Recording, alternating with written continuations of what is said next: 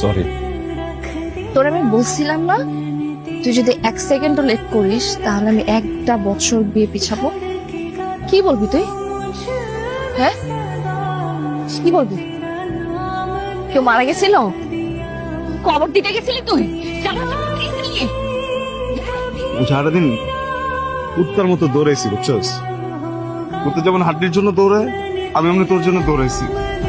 বিশেষ কর আমার জীবনের যত দুর্ঘটনা, সব দুর্ঘটনা কেমন আজকেই ঘুরে গেল। তুই কি বোঝোস? তার প্রত্যেকটা রিকোয়ারমেন্ট করতে আমার উপরে কি কি যায়, আজকে একদম শেষ লেট করে নিলাম। তুই থাক। যা